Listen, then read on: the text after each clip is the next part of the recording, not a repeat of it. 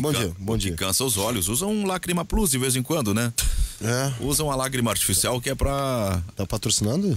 Não, desculpe, não tá não, é porque eu sei o que é isso, que eu fico no computador peticionando, ontem eu cheguei em casa e não aguentava mais. É isso aí, cansa, né, mas tamo aí.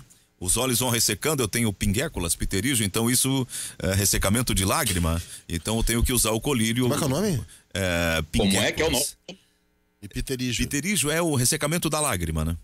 Nossa. O olho vai ficando avermelhado.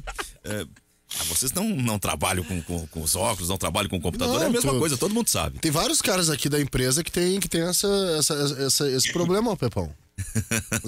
Ressecamento de lágrima. Não, de ficar com o olho vermelho, por um olho só, Carlos Guimarães. Tem que aumentar eles pra gente, geral aí. Repete. Magno. O Zé, bom dia, colegas. O Zé Aldo é aquele que chora por um olho só, tal como Antônio Fagundes em Sete Gatinhos. Espero que não seja o olho que eu falei esse tempo no microfone. Mas tem mais gente com problema de olho vermelho aqui. Eu acho que é um pouco uma dificuldade do nosso tempo. Voltaire ficam muito encerradas. Voltaire, Porto, por exemplo. O ar-condicionado resseca a umidade do ar. Isso vai trabalhando. O Voltaire, o Gutierrez. Chega a vir de óculos escuros. O Gutierrez Sanches, essa galera tem esse problema de ter o olho mais vermelho, entendeu? De férias hoje, Gutierrez. Meu querido Cristiano Oliveira, bom dia. Saudações, bom dia. O Magno já deu o ar da graça, bom dia, Magno. O Magno não conseguiu. Bom dia. É bom, o importante é abrir aqui o microfone. Bom dia novamente. Tá bem. Orestes de Andrade, meu padrinho efusivamente, bom dia e benção. Bom dia, benção. Deus te abençoe também. E o seguinte, o meu problema dos olhos é cansaço visual mesmo, não é esse nomezinho danado que tu colocou no ar aí. O ouvinte aqui lá de Novo Hamburgo já brinca com a gente, sabe? O lágrima não sei o que tá patrocinando vocês aí. Não, é que foi no embalo, né? É uma lágrima artificial que a gente usa, os médicos recomendam quando tem ressecamento, fica muito tempo no ambiente, trabalha muito no computador, essas coisas acontecem. Eu fiquei trabalhando até 8 da noite na máquina ontem, enfim, tocando as minhas atividades outras, além das atividades da rádio. Eu tenho uma outra vida profissional e da qual me orgulho muito, mas se não trabalhar não rende. Bem, a gente então vai debater o futebol aqui no Ganha do Jogo da Guaíba para Banrisul Digital, tudo no seu tempo. A hora certa, 11h10, é para a clínica do Dr. Sérgio Jankowski, há 30 anos cuidando da sua sexualidade, dificuldade de ereção, ejaculação precoce. O fone é 3332-9595, clínica do Dr. Sérgio Jankowski. Bem, gente, nós vamos alguém quer propor um assunto ou a gente começa com o apresentador propondo os assuntos? Tô espirrando, pode propor.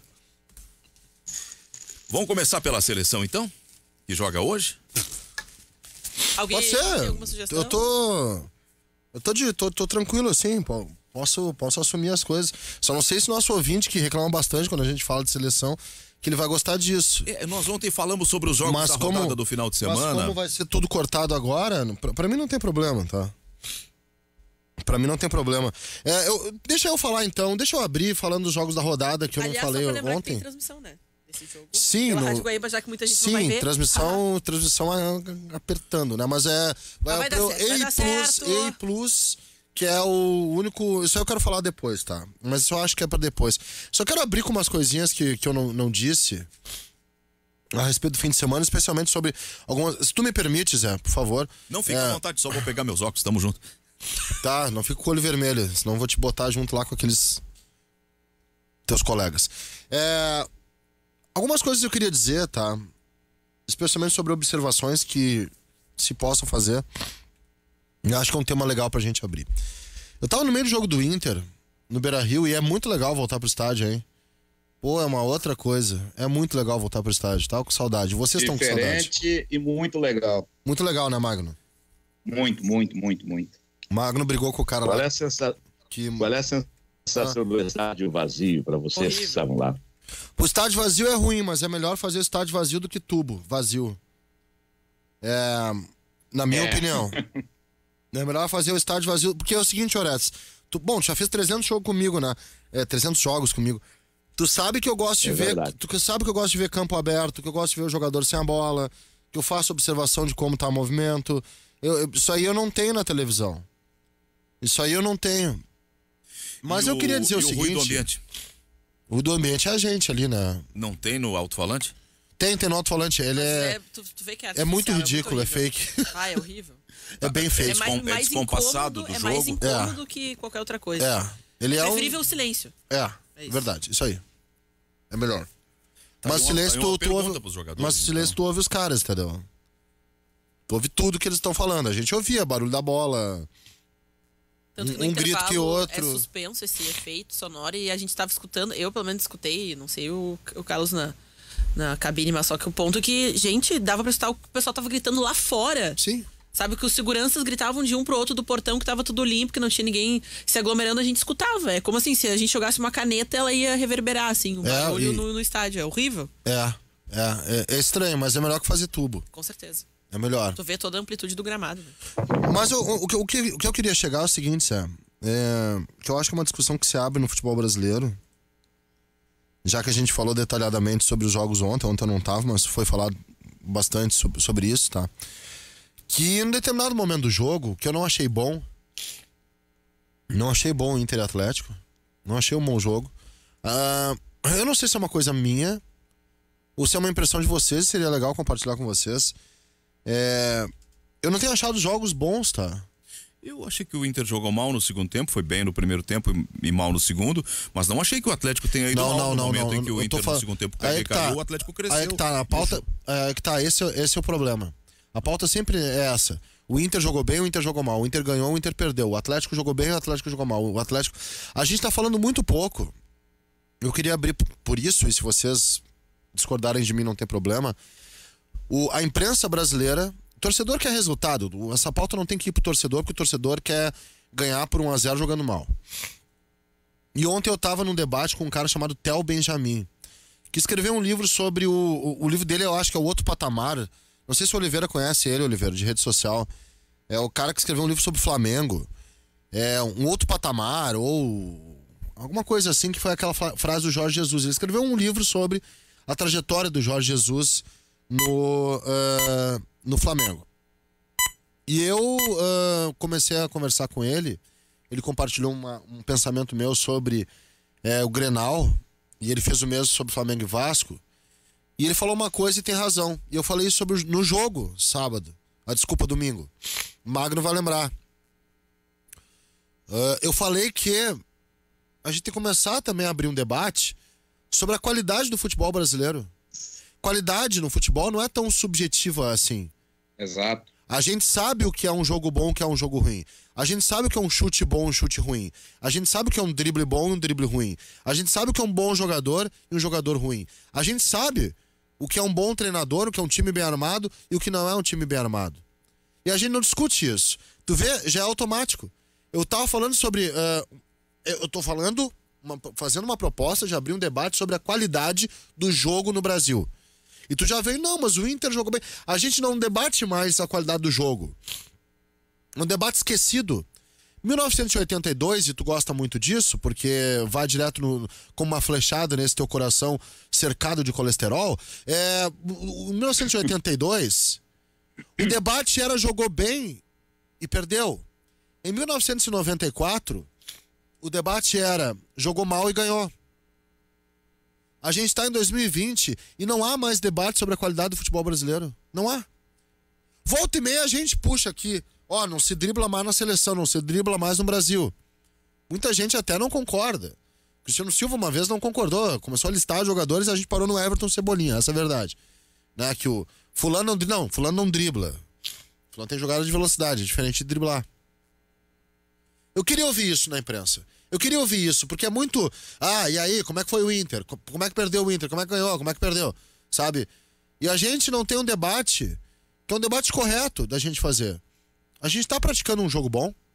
A gente tá praticando um futebol qualificado. A gente tá apresentando um espetáculo legal. A gente tá se divertindo quando a gente olha um jogo. Eu não tenho me divertido. Eu não tenho mais gostado de ver os jogos aqui.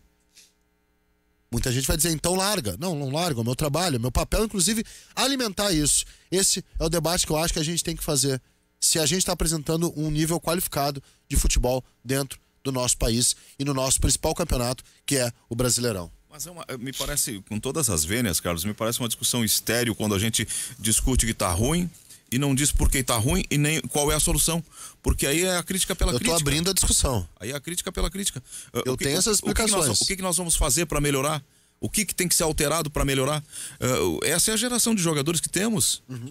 O Brasil nunca teve tantos recursos investidos no futebol. Eu tenho algumas desconfianças. Como agora? Posso continuar?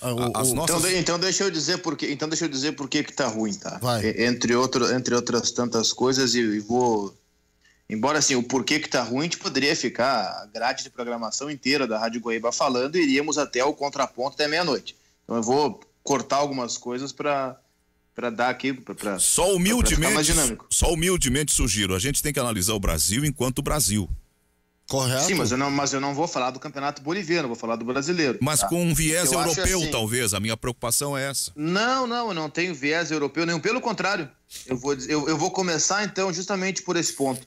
Os nossos melhores jogadores estão na Europa, ponto. Vamos começar de um ponto pacífico, ninguém vai divergir disso. Os melhores jogadores brasileiros estão na Europa, vamos começar por aí, tá? Além disso, vamos então, já que não tem como trazer o Cristiano Ronaldo para jogar no Goiás e nem o Messi para jogar no Curitiba, isso é inviável, vamos começar por aquilo que a gente pode resolver. Os gramados eu vi uma entrevista do Rogério Ceni ontem no Bem Amigos, uma entrevista muito boa, cara. Fiquei acordado até, terminou quase 00:30 o programa e fiquei ouvindo. Muito legal. Ele falou sobre muitas coisas que a gente vai começar a debater agora. Os gramados do futebol brasileiro, muitos deles são ruins. E não é questão de ser ruim do tipo esburacado, de ter vários tipos de grama, não. São gramados altos, que os próprios times fazem isso de propósito, deixar o gramado alto, molhar o gramado antes do jogo para tentar lascar, para tentar piorar, para tentar atrapalhar aquele time que gosta mais de ficar com a bola. Isso tem que ser padronizado, a grama tem que ter tal altura. Não dá para padronizar o tipo, porque o Brasil é um país de proporções continentais, você não pode ter o mesmo tipo de gramado em Fortaleza do que se tem em Porto Alegre, não dá. Mas dá para padronizar no sentido de não ter cada clube fazendo o que bem entende com o seu gramado. Vou começar por aí. As arbitragens brasileiras são ridículas. A arbitragem brasileira, eu tenho falado faz tempo disso, eu ainda vou fazer um levantamento, de 50% das faltas marcadas no Brasil não são faltas. Os juízes inventam, eles adoram ficar atrás de um 0-0. No Brasil, não é permitido que atacante encoste em zagueiro. O atacante encostou no zagueiro, eles apitam e marcam falta. O contrário não acontece, eles só dão pênalti depois de olhar no VAR 500 vezes. Então também tem questão de arbitragem no futebol brasileiro. Os nossos técnicos são fracos. Os três primeiros colocados do Campeonato Brasileiro são estrangeiros. O melhor técnico brasileiro classificado é o Fernando Diniz. O segundo melhor, se não me falha a memória, não estou com a classificação aberta, é o Odair Helman. Fernando Diniz e Odair Helman são os primeiros colocados brasileiros. Antes dele são 3 estrangeiros. E não há outro estrangeiro no Brasil, são só os 3. E são primeiro, segundo e terceiro. Isso não é coincidência. Então tudo isso eu tô trazendo como elemento. Um dos ditos principais técnicos do Brasil, Mano Menezes, que nos últimos anos tem feito trabalho com times aí nada mais do que tranca-rua e que proporcionou um espetáculo patético no final de semana no jogo do Bahia contra o Fluminense, criticando a arbitragem, não querendo cumprimentar o Odair, um lance bizarro do Mano Menezes, inclusive em termos de comportamento. Então todos esses aspectos corroboram e colaboram para que a gente olhe para o campo e não tenha bons jogos no futebol brasileiro. E para ter jogos bons no futebol brasileiro, não é preciso trazer o Lewandowski para colocar no Grêmio, não é preciso trazer o Neymar e colocar no São Paulo. Eu acho que com essas pequenas evoluções, os jogos já podem começar a melhorar por aqui. Os campos eram esburacados, a grama era mal cuidada ou não tão bem quanto hoje, a qualidade da grama era outra, tinha grama de jardim e não sei o que, e nós tínhamos jogos espetaculares, tínhamos jogadores muito bons. Eu tenho outras... Sim, porque os melhores jogadores, Aldo, nessa época jogavam aqui, eles não iam para a Europa, hoje eles vão. Tu não queria começar o programa sem falar do viés europeu?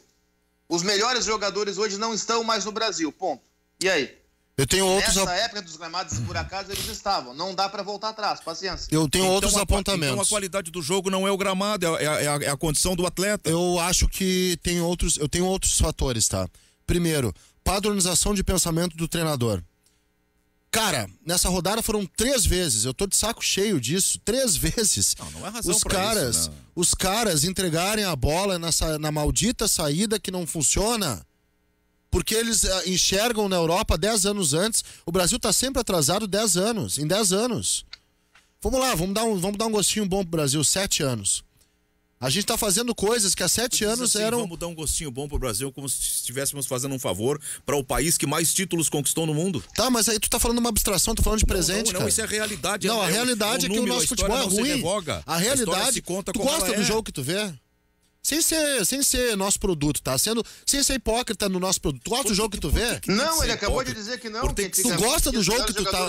Tu gosta do jogo que tu narra? Por que tem que ser hipócrita? Tô te perguntando, me responde. Tu gosta do jogo que tu narra? Mas eu posso te responder do meu jeito sem dizer... Responde, sim sem ou ser não? rotulado Não, eu não quero que tu responda do teu jeito. Eu quero que tu responda do meu jeito. Sim ou não? Tu gosta do jogo que tu narra? Eu vou te responder do meu jeito, já, porque isso aqui não é uma ditadura de responder. Mas dessa vez eu quero do meu jeito. Eu vou te responder do meu jeito. Sim ou não? Em 3 a 4 anos eu estarei aposentado. E vocês que são jovens vão continuar. Vocês que são jovens vão continuar. Vocês estão destruindo a imagem do produto do qual vocês dependem, que é o trabalho de vocês. Com esse discurso repetitivo, o tempo todo, terra arrasada, que não presta, que o gramado é ruim, que o juiz é péssimo, que os jogadores são ruins, que os técnicos são ruins. Nada presta. Vocês estão destruindo o produto de vocês. Eu prefiro ser repetitivo do que ser falso. Eu não sou falso. Tu tá num programa de debate. Eu tô te fazendo uma pergunta, Zé. Eu quero... são excelentes. Não são. Eu quero essa pergunta de uma resposta objetiva. Por que não escolhem outra do teu profissão? Coração. Vocês estão destruindo aquilo que nós dependemos, no que a gente faz. aquilo que nós vivemos. Porque a gente é bom no que a gente faz. Mas vocês não são felizes no que fazem. Quem disse que eu não sou feliz no que eu faço? Pelo amor de Deus, nós pegamos 5 itens do futebol para discutir. Eu tô apontando uma crítica. Nenhum presta. Tu gosta do que tu narra? De Deus, tu gosta do jogo que tu vê? Essa é a pergunta que eu tenho pra te fazer. Tu gosta? Eu gosto do rádio. Eu gosto do trabalho do rádio. Não é rádio. Futebol não é rádio. Futebol não é rádio. Eu chego lá, faço meu jogo, saio feliz. Responde pra mim, Zé. Qual é a dificuldade? Parece cara que traiu a mulher e não sabe responder. Não, eu sei responder. O quê? Parece cara que trai mulher e não sabe responder depois. Tu me traiu ou não? Vamos manter a discussão me responde. Numa linha razoável. Tô fazendo uma metáfora pra brincar. Entendi. Só quero te dizer o seguinte. Vocês discutem o tempo todo, inconscientemente, dominados por uma visão de futebol europeu como o futebol brasileiro. E vocês idealizam o tempo todo o futebol daqui. E aí vocês não se satisfazem. Porque inconscientemente vocês estão analisando o jogo do Brasil com a visão dos europeus. Não, eu tô analisando o jogo do Brasil com o jogo do Brasil. Sabe por que o Flamengo impressionou? Sabe por que o Flamengo impressionou no ano passado? Sabe por que o Flamengo impressionou? Porque aquilo era um nível que a gente não estava acostumado a ver. Era fora da curva. E foi, olha só, no Brasil. Foi no Brasil. Sabe por que o Grêmio, vou ficar aqui no Grêmio para não falar só do Flamengo, sabe por que o Grêmio do Renato, do Arthur, do Luan impressionou? Porque a gente não estava acostumado a ver uma qualidade. A gente se impressionou com o Atlético Mineiro do Cuca, que era bago para tudo, que era balão para tudo que é lado, o Ronaldinho na bola parada. A gente gostava de ver aquilo porque tinha, olha só, uma coisa boa, positiva. A gente chegou a acreditar que o Marcelo Oliveira era bom treinador por botar um Cruzeiro que ganhou 2 vezes. O Ganso, junto com o Neymar e com o André, nos encantou. Por quê? Porque aquele Santos jogava um futebol mais artístico. E a gente tá no meio de uma ausência, e isso é muito perigoso. E tapar os olhos em nome de um produto, porque trabalhamos no rádio, alegando que a gente é entediado e frustrado de maneira quase cruel, como tu fizeste agora há pouco, é esconder as coisas do jeito que a gente tem que analisar. O meu debate é para promover melhora pro futebol brasileiro, não tapar os olhos e dizer, oi, tá tudo bem, é o meu produto, vamos narrar com muita emoção, porque é o meu produto e não fazer nenhum tipo de crítica. Eu não consigo fazer isso. Então, vou aceitar a tua sugestão daqui a pouco. Mudar de profissão, não sei. Se, ou é passar pano, ou é mudar de profissão. Então, eu não consigo passar pano. Quem diverge de vocês passa pano. Dá para ser um pouco mais respeitoso com a divergência? O que eu estou dizendo é que nós estamos destruindo o futebol como se nada prestasse. O gramado não presta. Nós ou os treinadores? O juiz não presta. Os dirigentes. O técnicimo não presta. O jogador não presta. Tu imagina se tu estivesse em Belo Horizonte. Se tu estivesse em Belo Horizonte, quer que destrói... Hã? Isso é uma idealização da nossa realidade. Não, a realidade nossa é crítica. realidade hoje é outra. É crítica. Nós temos bons gramados, nós temos bons estádios, nós não temos os maiores jogadores do mundo porque nós temos uma situação que é de geração. O outro dia nós estávamos discutindo aqui, os 10 melhores do mundo, nós não incluímos o nosso melhor, que é o Neymar. Que tu acha o Neymar tá mal, tá atrás, tem 10 na frente dele. Neymar tá entre os 10 melhores do mundo, com certeza. Então mudou. Então tu tá aceitando a ideia que existem fases na vida dos treinadores, na vida dos jogadores, nas gerações do futebol. O Brasil amanhã depois tem uma geração vencedora de novo. Não dá para destruir. Há coisas que tem que ter uma relação, tem que ter uma visão crítica relativizada. Porque senão destrói tudo, nada presta. E o Brasil volta e é campeão. Essa geração eu não descarto que o técnico consiga organizar e ser campeão do mundo de novo. Só que se essa geração for campeão do mundo, eu não acho absurdo isso acontecer, embora não acredite, mas não é absurdo que aconteça, porque é um bom time, não vai melhorar o nível dos jogos do Campeonato Brasileiro, que era a discussão inicial. Não vamos mudar o assunto. O assunto era por que não temos... Aliás, temos, mas por que temos poucos bons jogos no futebol brasileiro? Porque assim no campeonato francês, é assim no campeonato italiano. Não é bom, não. Tem jogos em que os técnicos fazem uma mesmice, um pensamento burocrático, jogos enfadonhos. O Luxemburgo treinar o Palmeiras é uma completa desconexão com a realidade, por exemplo, em nome de uma reserva de mercado que é ridícula. Não é coincidência os 3 primeiros colocados não serem brasileiros, o que não quer dizer que não tenha técnico bom no Brasil. Tem técnico bom no Brasil. O grande problema, ou um dos grandes problemas, é o pensamento que se cria no futebol brasileiro, que é um pensamento atrasado, que é um pensamento de quem acha que se jogar para se defender não vai ser demitido. Vai ser demitido sim, justamente por isso. São esses os vários problemas. Gestão no futebol brasileiro. E quando se falava mal da gestão do Inter, não pode falar mal porque é o nosso produto, precisamos do Inter bem. Estava todo mundo dizendo a M que era. Resultado, caiu para a 2ª divisão. No Cruzeiro, os caras fizeram a mesma coisa. Não deve ter faltado alguém em Belo Horizonte para fazer esse discurso de que não, mas estão depredando o Cruzeiro, não pode ser assim, é o nosso produto. Não interessa se é o nosso produto, a gente faz jornalismo e não publicidade. Se tem que elogiar, se elogia. Tem coisas boas no Brasil, tem coisas maravilhosas, tanto tem tanta coisa boa no Brasil que os caras que têm mais dinheiro vêm aqui e compram, e tiram. É o mundo capitalista, é assim. Tem coisa boa no Brasil, só que também tem muita coisa ruim que a gente não pode fechar os olhos. Eu tenho que fazer intervalo, são 11h30. Tem uma coisa pra dizer pro Luiz Magno, rapidinho, tá? Ô Magno, só uma coisa, não te alonga, tá? Magno, tá me ouvindo? Tá. Nunca mais disse que eu não tenho razão a respeito daquilo que eu falo, tá? Da criação da ideia, entendeu? É o principal responsável por isso e eu não quero mais que tu me conteste. É só isso. Uma pequena mensagem interna. Deve ter entendido bastante. Não era pra entender nesse sentido. O Magno sabe do que eu tô falando. É um rádio que é pro ouvinte não entender. Bem. Tá bom agora, tá bom. Já voltamos. Vamos pro intervalo. Vamos fazer um rádio que não é pra criticar? Atenção da manhã, mais 34 minutos, nós estamos com o debate do Ganhando o Jogo pela Guaíba, o programa do Banco Banrisul. Eu tenho outras coisas que se unem. Eu tô inspirado, porque ontem eu não falei, eu fiquei matutando coisas, eu sou um cara meio... com uns assuntos represados na tua cabeça. Eu sou um cara meio paranoico, sabe? Que fica alimentando, fica assim, ruminando o assunto, fica mastigando o assunto. Que? Fale, meu anjo. Obrigado. É o seguinte, analisando o que vocês estavam debatendo, o debate, beleza, bonitaço, é o seguinte, eu cheguei à seguinte conclusão, posso estar errado. Até o final do... Eu duvido que tu esteja errado. Como é que é? Fala, gordinho. Até o final do Campeonato Brasileiro, que é em fevereiro, vocês acham que depois desse debate aí, o futebol bonito, o futebol arte, o futebol show de qualidade, que o torcedor saia do estádio dizendo, que jogão, que baita show, que espetáculo, isso aí não vai acontecer? Não, Horácio, e vou te dizer por quê. Eu não espero isso no futebol brasileiro, porque se eu esperasse isso, eu estaria fazendo aquilo que o Zé disse de imaginar que no Brasil a gente vai jogar que nem na Europa, o que não é. Eu não posso esperar que o Curitiba jogue o mesmo futebol do Bayern de Munique, não vai acontecer. Eu não posso esperar que Grêmio e Inter pratiquem o mesmo futebol do Manchester City e do Liverpool. Não vai acontecer. Eu não posso esperar que o Vasco jogue que nem o Manchester United, ou como dizia um amigo nosso, Manchester United. Isso não vai acontecer. É diferente. Eu não posso esperar, eu não posso ter esse tipo de perspectiva. O que eu preciso cobrar enquanto alguém que vive do futebol, e justamente pelo fato de futebol ser o nosso produto, eu preciso cobrar que ele seja bom.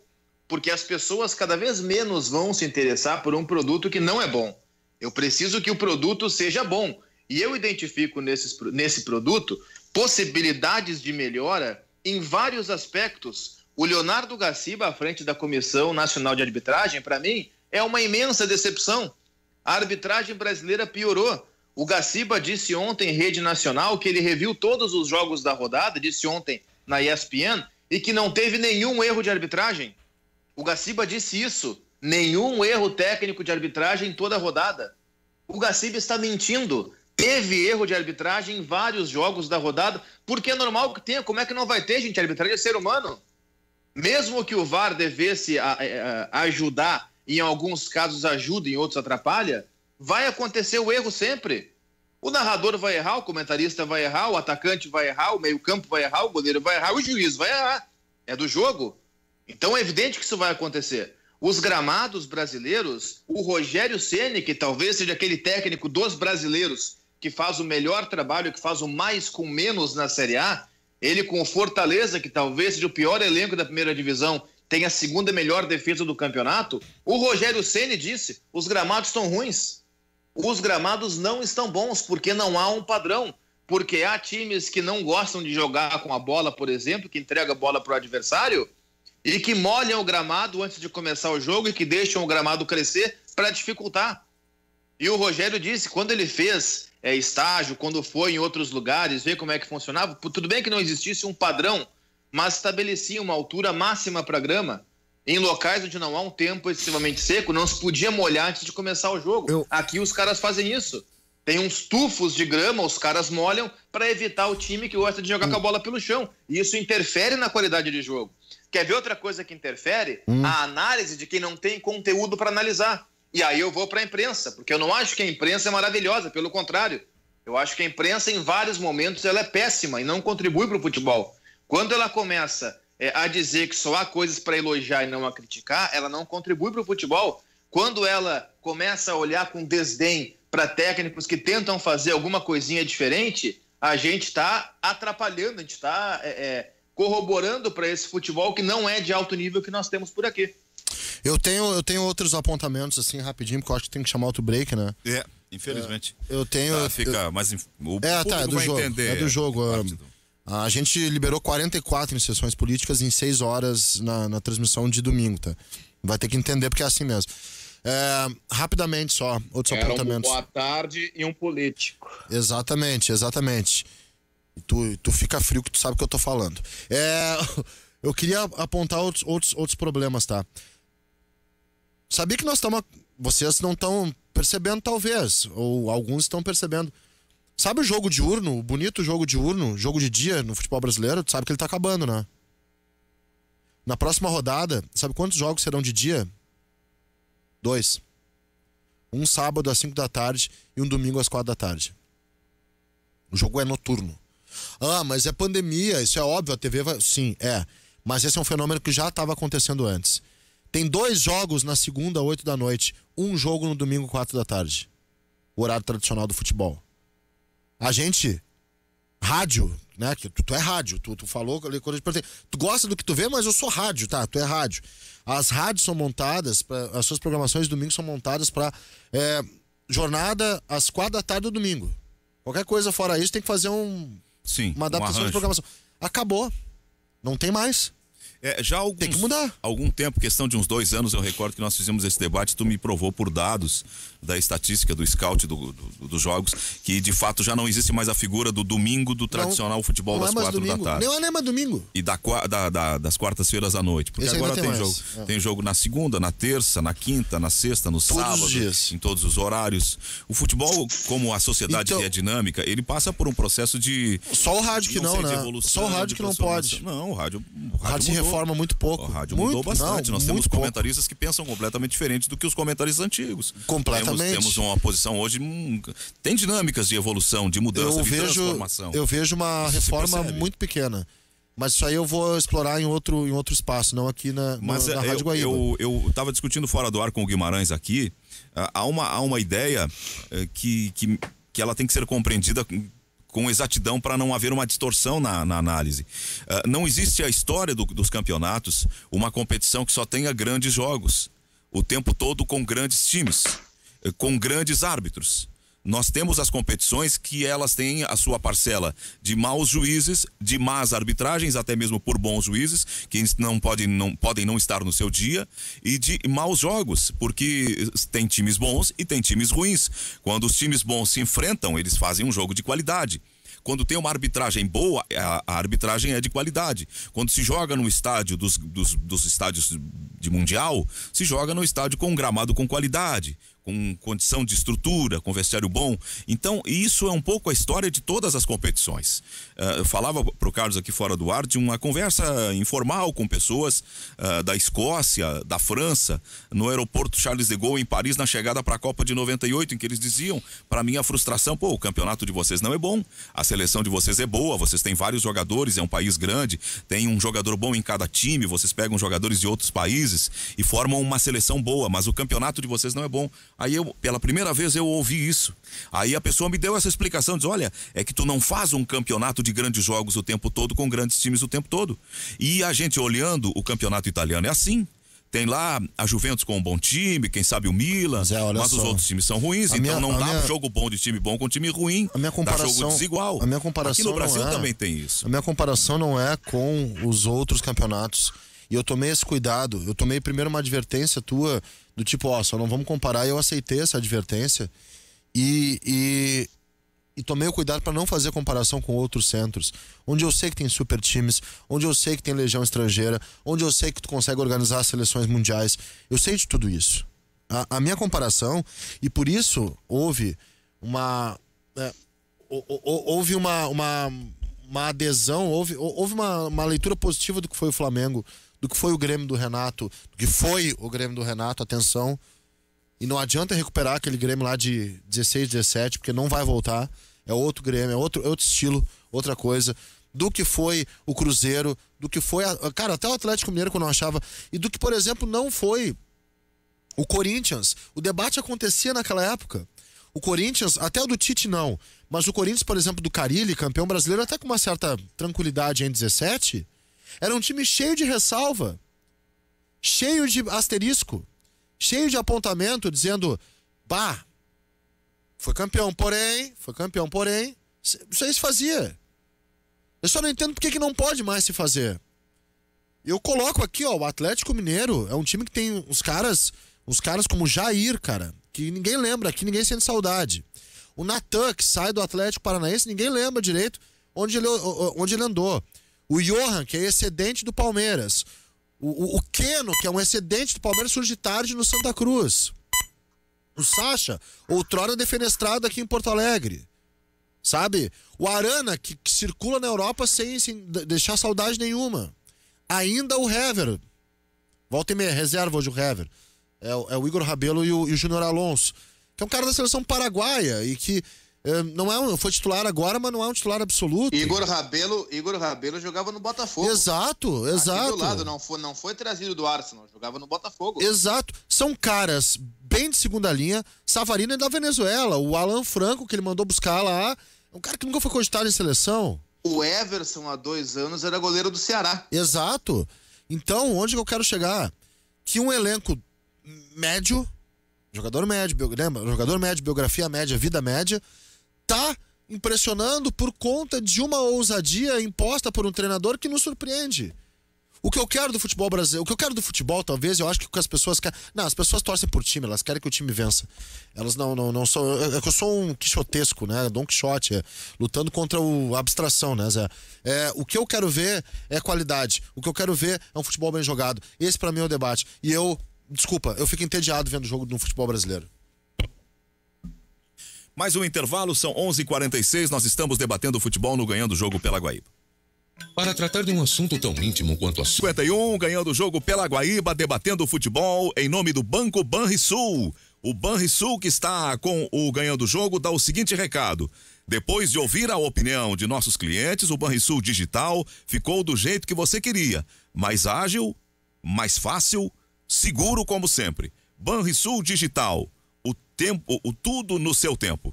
A hora certa são 11h51, é da clínica do Dr. Sérgio Jankowski, há 30 anos cuidando da sua sexualidade, dificuldade de ereção ou ejaculação precoce, 3332-9595. Eu só queria dizer que o Theo Benjamin, que é o cara que eu citei, ele escreveu Outro Patamar. Análise sobre o Flamengo de 2019 e as lições para o futebol brasileiro. É um cara muito legal, ele não é daqueles analistas mais afetados e ele faz uma análise muito legal, assim. Eu não tenho o livro, mas ele mandou uma prévia, assim, e espero ler o livro que ele escreveu sobre a trajetória do Jorge Jesus no Flamengo. Um flamenguista fanático. Aliás, tive contato também com um flamenguista que trabalhou com a gente. Tu lembra do Ivan Trindade, carioca, que trabalhou, foi teu produtor? Tu lembra mesmo do Ivan? Sim, claro. O Ivan, eu voltei porque eu interagi com o Theo e o Ivan veio falar comigo e tal. Um abraço pra ele também, que nos acompanha. Carioca, lembra? Sim. Foram tantos meninos que passaram lá, mas eu não esqueço com todos. O carioca, era um carioca fanático, sim, pelo Flamengo. Com todos. Tem a história que ele foi na casa do... Você sabe dessa, Magno? Ele foi na casa do... Ele era colega do filho do Eurico Miranda. E aí, em determinado dia, ele meio inconsequente, foi na casa do filho do Eurico Miranda e por baixo tava com a camisa do Flamengo. E ele começou a se esconder, assim, botar casaco e tal. Aí, em determinado momento, o Eurico viu que ele era a camisa do Flamengo. O guri foi escorraçado, cara, da casa do Eurico. Sai daqui. Sai daqui. Aqui você não pode ficar, não. Ou então tira isso aqui, porque aqui dentro você não vai ficar. É sensacional essa história. Não, mas isso é das relações de rivalidade, né? Claro, foi tirado. De o cara chegar com um carro vermelho na arena, no Olímpico Antigo, e os caras deixar o carro todo, e o contrário também, né? Chegar no Beira-Rio com um carro azul. E chegou pra mim, pro Magno, um vídeo de 1990.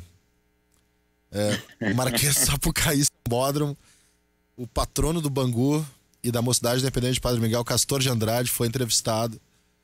Pro cara assim, pô, Castor, você tava sumido aí nos últimos tempos aqui do São Paulo, o que aconteceu? Como você sabe, eu não pude vir aqui nos últimos anos porque eu tava em cana, né? Eu tava em cana, mas agora tá tudo certo, tô regularizado. É sensacional isso, cara. Não pude vir porque eu tava em cana. Vocês lembram o problema que deu com sorvete aqui no Rio Grande do Sul? Não. Lembro do Pedro Rocha. Lá no estádio do Cecinzão, em Cidreira. Isso, em 1996. Era o Grêmio de Manuel Tobias, né? Era. Só um detalhe importante, tá? Pra ver como isso é um fenômeno. A gente tá diante hoje de um fato histórico. Desde que a televisão passou a transmitir jogo de futebol sistematicamente, não esporadicamente, pela primeira vez a gente vai ter um jogo de seleção brasileira com um televisionamento essencialmente pago. Para ver o jogo hoje só pagando, mesmo. R$19,90, né, é o Esporte Interativo Plus. O cara que quiser ver a seleção vai ter que pagar, obrigatoriamente tem que pagar. Tem um canal do YouTube que também, né? R$50. Um domínio equatoriano que comprou direitos. R$50. Esse. 50? 50 pra ver o jogo. No EA Plus tu assina mensalmente R$19,90. É um serviço de streaming, fica ali pra ti sempre. Pra quem gosta da lei do mandante, uma festa, né? A gente tá diante de um fato histórico extremamente sintomático dentro do futebol brasileiro. E que, no meu ponto de vista, se relaciona com o enfraquecimento da seleção brasileira diante de um apelo público. Se relaciona com um novo modelo de negócio em que a gente vai ter, daqui a uns 2, 3 anos, que sempre ter que pagar pelo evento, como pagar ingresso. A gente está diante de uma situação muito perigosa, inclusive para nós. Aquilo que a gente fala de produto, talvez não seja mais produto, e o futebol, ele passa por um processo de elitização elitização de segmentação,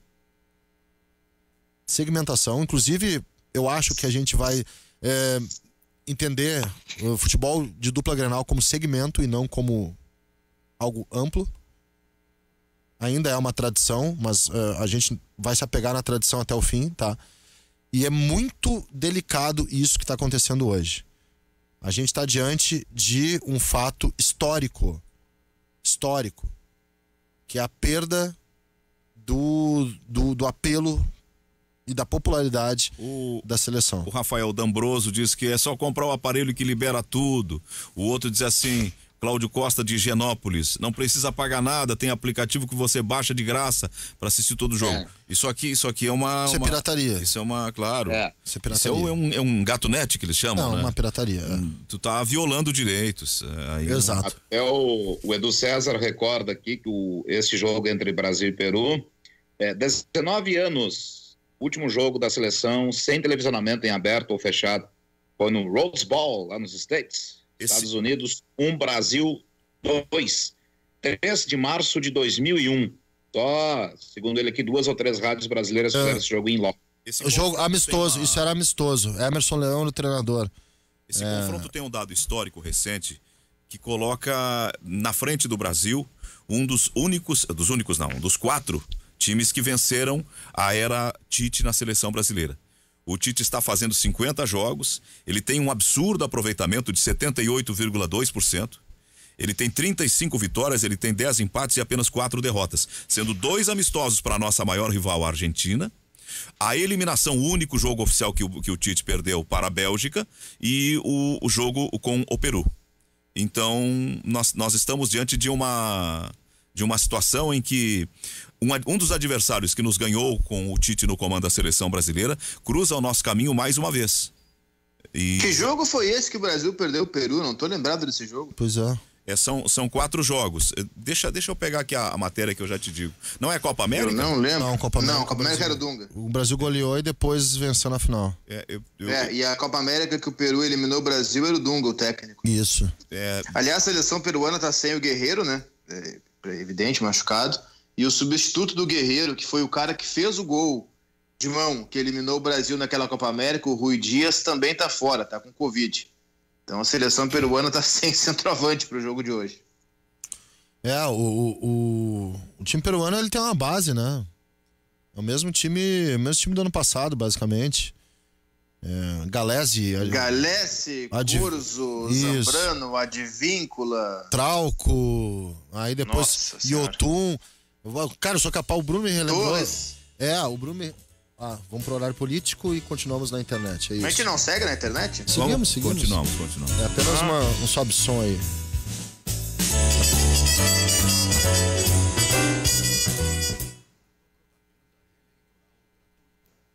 Agora. 11/9/2019, Brasil 0, Peru 1, jogo amistoso.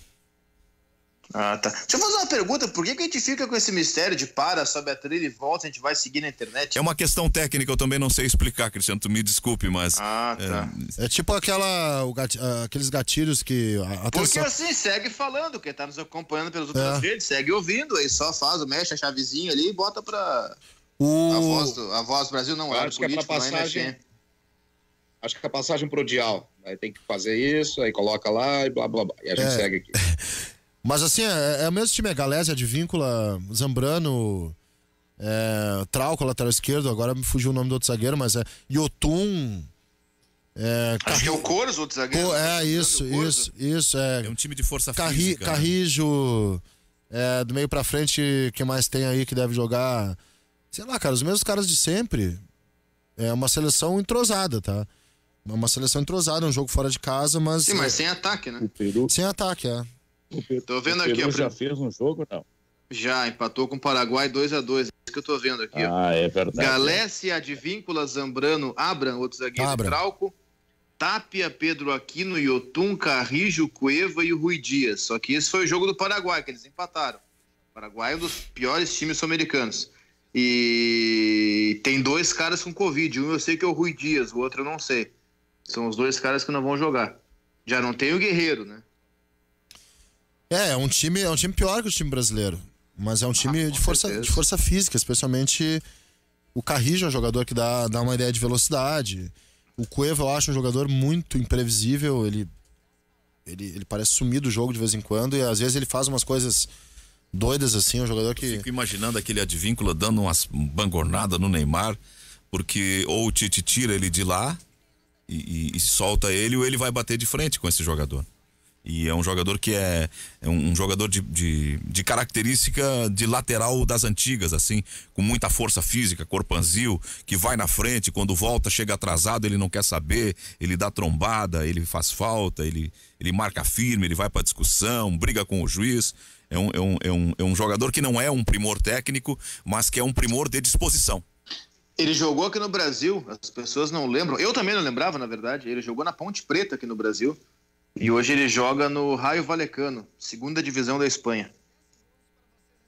Mas eu tenho uma curiosidade em ver o Brasil em outros ambientes, em outros gramados, com aquela proposta do jogo da sexta-feira, com outro adversário, porque ficou uma ideia que aquilo ali foi muito bonito, foi avassalador, mas diante de um time desqualificado, que é o time da Bolívia, fora da altitude, com equipe renovada. Mas assim, né? Tanto que o Tite já criticou bastante essa organização, inclusive nesse jogo, a gente estava recuperando a matéria aqui, lamenta que inicialmente a seleção tinha esse jeito enganador, porque pega seleções muito fracas, os amistosos, que supostamente são para treinar o time, chega para dificuldade maior contra outras seleções mais relevantes, acaba levando um jogo muito difícil, ou até mesmo não uma goleada, mas um placar expressivo com plena dominância do time adversário. Então o Tite foi uma das pessoas um dos técnicos que mais bateu, né? Queria adversários difíceis, tanto que ele foi criticado por ter escolhido a Argentina como um dos seus primeiros adversários. Mas ele coloca, pra que eu vou treinar a seleção, juntar todo mundo, fazer treinamentos e botar contra uma seleção que não vai ter tanta ameaça numa competição internacional? A Argentina foi eliminada na última Copa pela França, né? Tinha um time... Foi França, né, na eliminação argentina. Foi. Tinha um time que vinha de um vice-campeonato no Brasil em 14 e que... Mas que tinha muitos problemas no vestiário, né? Complicações e que experimentava um modelo novo com um técnico que está agora no Brasil com sucesso e que na Argentina o seu modelo não funcionou. Brigou com o Messi e tudo mais, mas ainda assim, no jogo contra a França, foi um jogo muito bonito de se ver. Que a Argentina mostrou a capacidade de seus jogadores. Nessa hora eles crescem muito no plano individual e até mesmo se organizam coletivamente em nome de manter a imagem, tudo. A Argentina naquela Copa, ela tomou 3 da Croácia, foi um horror aquele jogo, ela empatou com a Islândia, perdeu o pênalti inclusive, o Halldórsson defendeu, e aí foi conseguir a classificação ganhando da Nigéria. E aí ela cai para a França, num jogo onde ela até foi bem, mas os erros defensivos, a Argentina pagou caro por eles. Foi 4-3, se não me engano, para a França aquele jogo, 4-2 para a França, uma coisa assim. Caiu cedo na Copa, então fica aquela imagem ruim. O que se restaura em parte depois quando você vê que o adversário que eliminou foi o campeão da competição. Mas... foi 4-3 que a Argentina fez, lógico que já com 46, 47 o terceiro gol, mas já estava decidido. Foi aquele jogo do golaço do Pavar, né? Foi um dos gols mais bonitos da Copa. E foi... Ali já era o Armani. O Cabageiro começou a Copa como titular, inacreditável, inaceitável aquilo. E aí, ao longo da Copa, o Armani ganhou a posição. E foi uma grande partida do Mbappé. O Mbappé entortou completamente a zaga da Argentina. Foi o melhor jogo dele na Copa. Foi o melhor jogo dele na Copa. Ele ganhou nos contragolpes, né? Um jogador ali que se percebeu a competência dele na jogada de transição com velocidade e condução de bola e capacidade de finalização. É um jogador raro esse. Ele é diferente. Mas enfim, não saiu do 0-0 com Portugal no final de semana, né? Mas tu viu que legal que Portugal, a interação dele com o Cristiano Ronaldo? Mas é um time. Ele é ídolo dele, né? Portugal é um timaço, velho. Porra! Portugal é um timaço. Esqueçam aquela ideia de que Portugal é só Cristiano Ronaldo, tá? Portugal é melhor que a Argentina. Eu vou te dizer mais, Guimarães, vai chegar nós estamos em 2020, quase 21. É um pouco arriscado o que eu vou dizer, posso exagerar um pouquinho. Mas até a Copa de 22, o melhor jogador de Portugal não vai ser mais o Cristiano Ronaldo. Eu concordo contigo. Portugal hoje tá com uma geração muito boa. Eu acho melhor que a Argentina, tá? Se tu pegar posição por posição... eu acho bem melhor. Na defesa, o lateral direito é muito melhor que o da Argentina, seja quem for da Argentina, que é o João Cancelo. A dupla de zaga ainda tem tem o Pepe, mas tem o Rubem Dias, que agora foi contratado pelo Manchester City, acho que é o novo zagueiro mais caro. Sempre tem um novo zagueiro mais caro da história, não sei se é ele. Geralmente é do City. Ou do United, era o Maguire. O lateral esquerdo de Portugal é muito bom. É melhor que o da Argentina também, que é o Rafael Guerreiro. No meio de campo tem um jogador que a Argentina não tem, que cairia como uma luva na Argentina, chamado Bruno Fernandes, do Manchester United. E o Bernardo Silva também. E o Bernardo Silva também, os dois. O Rubem Neves também. Também cairiam como uma luva na Argentina. Vou te dizer, outro cairia como uma luva na Argentina, o William Carvalho. Também. Danilo Pereira, que foi agora buscado pelo PSG. Portugal tem um timaço. Portugal atual campeão da Nations League, né? Exato. E pra mim hoje, o jogo foi Portugal e França, que você já referiu. Olha, talvez os dois melhores times da Europa hoje. Portugal e França. E a reprise da final da Euro 16 também. Sim, que Portugal ganhou na prorrogação com o gol do Éder. Isso, esse é fraco, não tá mais. Esse é fraquíssimo, mas ganhou. Eu lembro da época em que o Cristiano Ronaldo, só tem o Cristiano Ronaldo e o Nani pra conversar com ele, não. Não, mudou isso, mudou. Na frente já tem outros jogadores, tá renovando com alguns caras, como o João Félix, como o Trincão, que é um jogador que acho que pertence ao Barcelona. Quer dizer, é um time muito poderoso, o time português. O Diogo Jota acabou de ir pro Jota, Liverpool, também outro jovem, deve ter acho que uns 22 anos. Também, o Diogo Jota. É um time muito bom, acabou aquela era, Cristiano Ronaldo e mais ninguém, não. A seleção portuguesa tem jogadores que jogariam inclusive na seleção brasileira. O lateral direito jogaria na seleção brasileira. O Bruno Fernandes jogaria na seleção brasileira. E se bobear... Bom, Cristiano Ronaldo jogaria na seleção brasileira também, né? Se bobear, o João Félix também jogaria na seleção brasileira. É um time bom, um time de Portugal. Bernardo Silva e Bruno Fernandes jogariam na seleção brasileira. Jogariam, sem dúvida. O João Félix seria na vaga do Coutinho? Não sei. Bernardo Silva e Bruno Fernandes, sim. Sim. Cristiano Ronaldo na vaga do Firmino? Sem dúvida. Não, esse sem dúvida. Claro. Sem dúvida. Na própria vaga do Everton. Sei que o Everton é nosso aqui, do Grêmio. Mas a gente pega também os caras da Argentina que jogariam na nossa... Sim, o Messi. No nosso time. O Messi? Eles têm bons jogadores. Ponto. Quem mais? E alguns dos Lautaro Martínez jogaria na Argentina, hein? Como é que é? Alguns dos nossos jogariam na Argentina? Vários. Só começar pelo Neymar, evidente, né? Começa pelo goleiro. Claro. Alisson Marquinhos jogaria, o lateral esquerdo, o Renan Lodge jogaria, Thiago Silva jogaria. A zaga brasileira tu pode escolher. Pra mim, Marquinhos e Thiago Silva também jogariam na Argentina. Exato. Os dois. Exato, o Casemiro jogaria, o Neymar obviamente jogaria. Acho que toda defesa brasileira jogaria. É possível. Eu acho que a Argentina jogaria na seleção brasileira o Messi. E do meio ali, o Lautaro Martínez jogaria. Cara, do meio.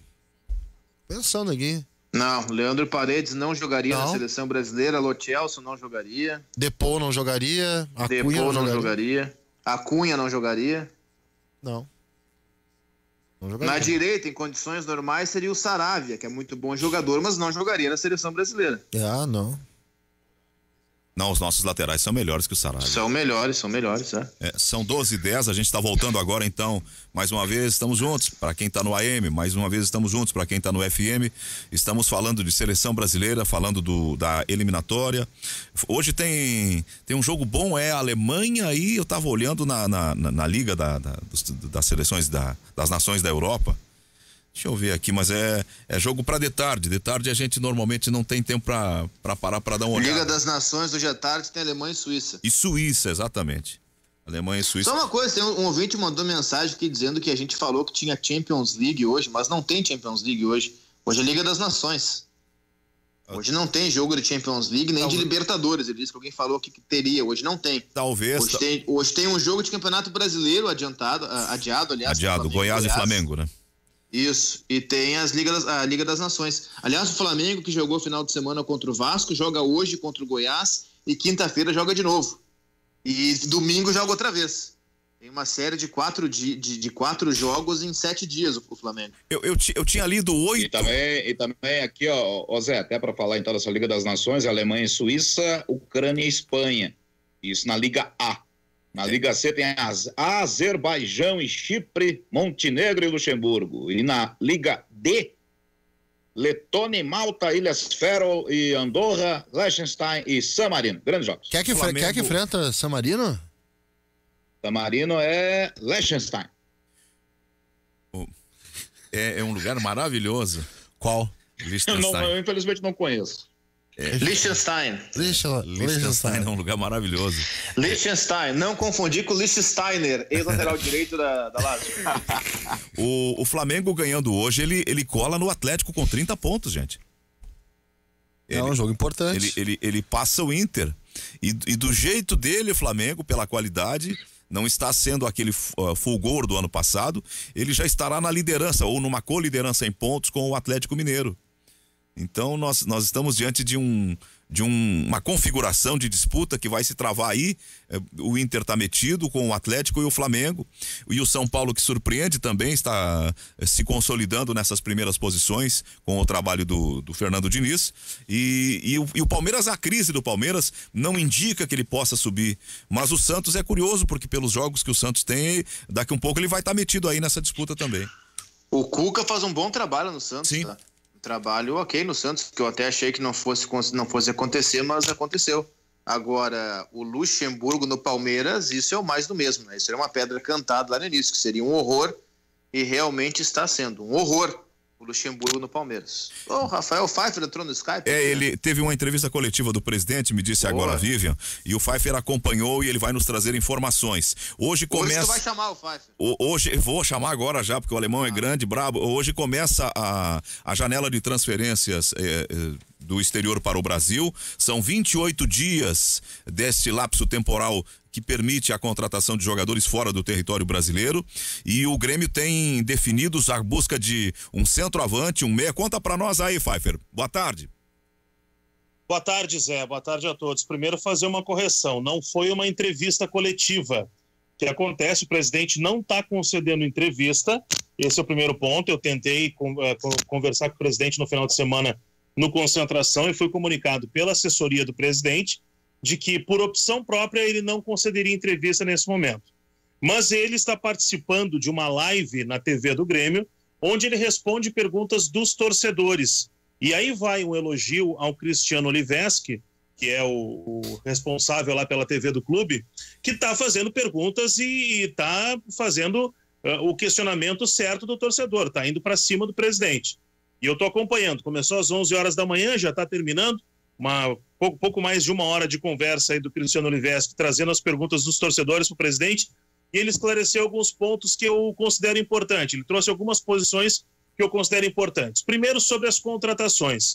O presidente deixou bem claro que o Grêmio quer contratar um volante, um meia mais avançado, e essa foi a expressão utilizada pelo presidente, um meia mais avançado e um centroavante. Na verdade, ele colocou um meia mais avançado e um centroavante. Se pudermos trazer mais um volante, seria bom também. Então foi essa frase utilizada pelo presidente Romildo, mas que depois ele completou. Se for para trazer o mesmo do mesmo, não vem ninguém.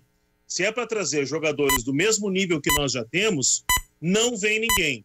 Queremos fazer contratações de jogadores que venham para a condição de titularidade. Não citou nomes a partir disso. Sobre o desempenho do Grêmio em campo, até me chamou a atenção, citando especificamente o Campeonato Brasileiro. O presidente Romildo disse o seguinte: o Grêmio está sentido, está constrangido e quer, de uma forma rápida, voltar a ter resultados para fazer uma boa campanha dentro do Campeonato Brasileiro. O presidente destacou que o Grêmio está classificado para a próxima fase da Libertadores e primeiro do grupo, e depende das suas forças para confirmar o primeiro lugar no grupo. Ainda não começou uma disputa de Copa do Brasil, mas entende que os resultados e o desempenho ainda não apareceram dentro do Campeonato Brasileiro. Foi questionado sobre a cobrança, porque o discurso está sendo que está tudo bem, vai acontecer. E aí o presidente disse o seguinte: se for para eu fazer cobrança pública, não faz sentido. É espetacularizar a cobrança. A cobrança é feita de maneira interna e a cobrança é diária, tanto a comissão técnica quanto ao grupo de jogadores. Eles são cobrados diariamente e serão cobrados diariamente, mas essa cobrança não será espetacularizada. Não. Picoton. O Pfeiffer está falando sobre o Grêmio. A gente vai voltar com o Pfeiffer. Tá cortando, Alemão. Vamos ver se a gente consegue reestabilizar esse áudio do Pfeiffer para ele complementar essas informações. O presidente disse que não vai espetacularizar as cobranças, que vai fazer cobranças internas, que faz cobranças diárias. O presidente está sentindo que há repercussão no âmbito da torcida, uma repercussão pesada, negativa, né, Pfeiffer? Isso, não até vale a pena destacar. Eu caiu porque o Vitor Rodrigues me telefonou agora, porque também tem entrevista coletiva da tarde, então ele já me chamou e acabou atropelando aqui o aplicativo. Mas o presidente não vai espetacularizar as cobranças, mas segundo ele as cobranças elas acontecem o tempo todo e continuarão acontecendo. As cobranças continuarão acontecendo. Teve uma outra situação que foi colocada a respeito da preparação física. Torcedores indagando como se contrata um profissional que ficou tanto tempo fora dos grandes centros do futebol, trabalhando, e até a expressão que foi utilizada por um torcedor e repassado pela assessoria do clube, na periferia do futebol, que é o caso do Márcio Meira, preparador físico do Grêmio, e o presidente disse o seguinte, isso me chamou muita atenção.